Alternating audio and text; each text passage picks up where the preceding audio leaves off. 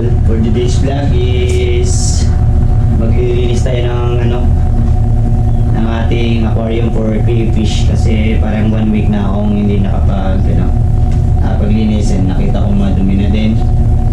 Pero of course okay lang naman na marumi siya, pero pangit lang talaga siya tingnan. Kaya natin nilinisan natin para naman maliwalas din siya at maganda, no?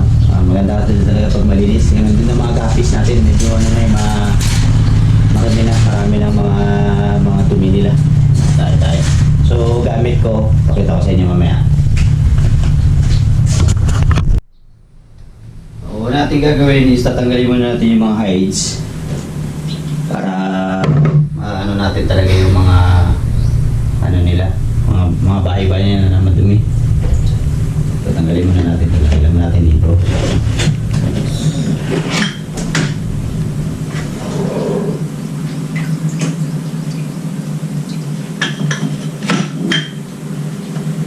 Bato-bato. Ito kasi pang natin to, pang patungan din nila. Kasi minsan pag nagba-brown out, kailangan sila. Nakakaakyat.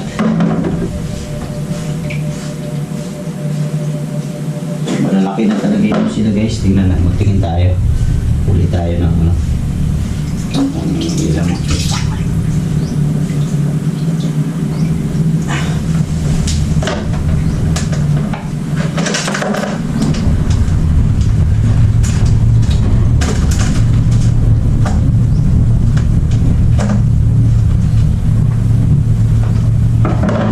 Guys, ito ay female crayfish. Ganda. So try lang natin. Ito tanggalin na lang din muna natin tong mga talisay.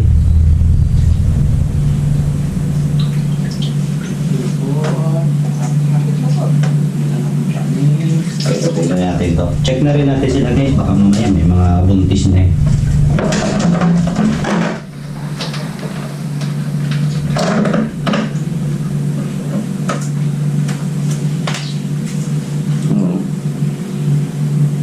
So ito, mga 2 inch pa lang.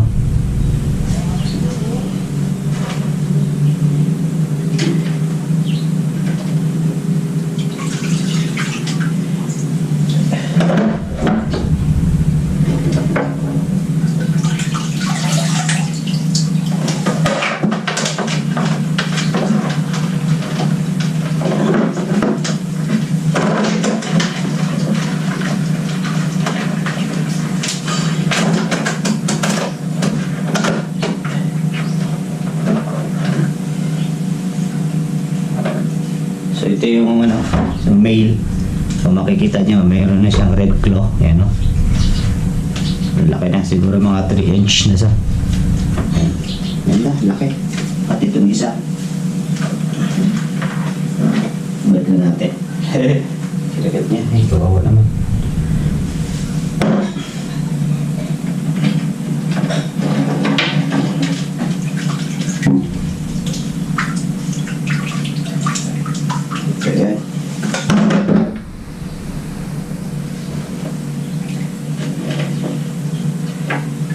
Itong mga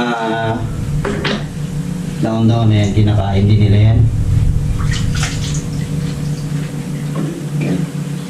So gamit tayo ng pang-saipon. Tingnan yung pang-saipon ko guys. So ito yung gamit kong pang-saipon. May iba gumagamit ng mga pindot-pindot, may mga pinipisit-pisit dito, pero sa akin ito lang. Tinutupi ko lang itong dulo para magkaroon ng vacuum. Tapos itong dulo naman yun ay pagsisip-sip ko ng mga dumi. Ilalagay ko ba yun? Tapos bubukain ko to. So yan, nakasip-sip na yan. Ang makikita nyo guys, yan, pagsisip-sip niya na yung mga dumi-dumi. So kailangan lang itutok mo siya dun sa mga dumi.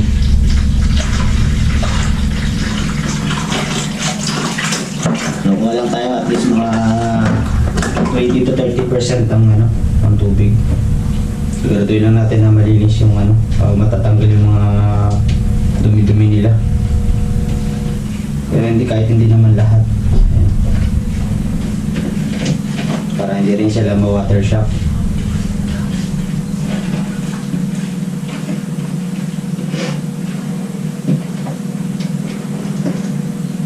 Yung mga dumi-dumi lang. Actually, okay lang naman yan eh. So, maganda na yung malinis.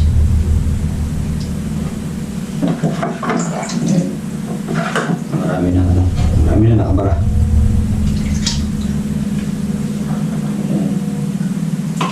So, nakikita nyo guys, hindi nyo nakikita pero natanggal natin lang yung mga bangin-bangin, yung mga dumi-dumi nila.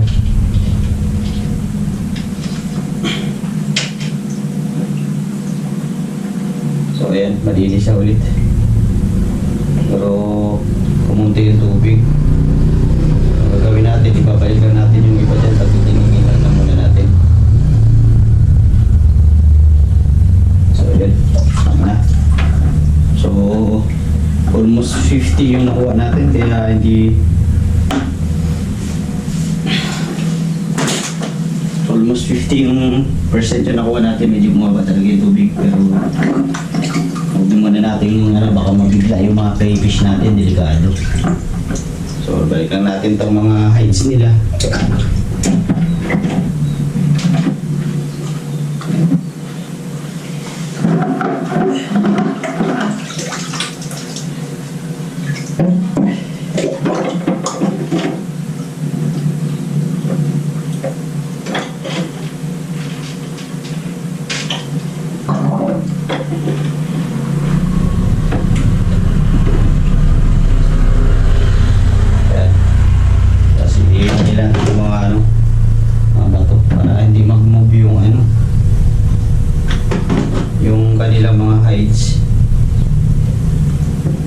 Yung paglagay ko dito guys, nasa gitna lang ng aquarium para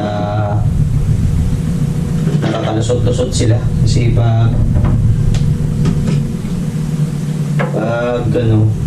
nabubuli sila guys pag naka-corner sila doon sa loob ng hides, nabubuli sila. Maganda yung lumulusot-lusot lang sila. So yan. So mamaya pa tiningin na muna natin tong tubig na to, tapos saka natin ibalik yung iba, o kaya lang muna natin na ganyan para hindi sila magkaroon ng water shock kasi sensitibo talaga sila sa pagpalit ng tubig. So yan, so patiningin na muna natin to guys bago natin ibalik dyan. So after few minutes is medyo malinaw na yung tubig, bumaba na yung mga dumi. So kailangan ibalik natin to yung mga tubig na nakuha natin. So, dadaanin lang natin para yung mga nag-subside na debris hindi na natin makuha pabalik.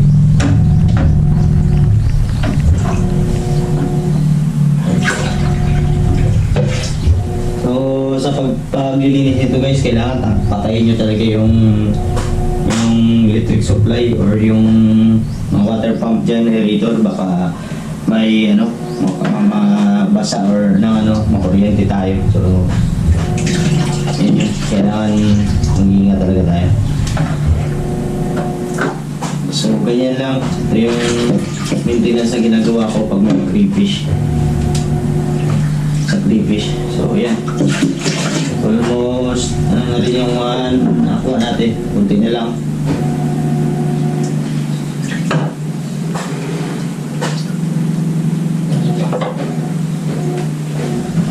Ito itatapon natin to guys, ididiligan na sa mga laman kasi maganda rin to.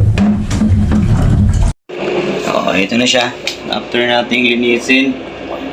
So yan, ating mga crayfish. Diba, nagtatago. Ayan o. Ayan. Kita nyo ba? Tapos ito naglalagay din ng mga kangkong guys kasi nagsisilbing pagkain din yan. Tsaka shed ng mga ating mga isda na mangingisda din o mangingitlog. So at the same time kinakain din yan ng mga crayfish natin pagka may mga times na hindi natin sila mapakain. So yan, kinakain nila yung mga dahon-dahon, mga kangkong. At ito nyo guys, oh. Aktibo siya. Nililipot-lipot. Naghahanap ng magbubuli. Pero yun, mukhang kakain siya. Nakita niyo yung kangkong eh. So yun lamang guys. Salamat sa pagsama nyo. Hanggang sa muli nating pag-aalaga nitong crayfish. Salamat po.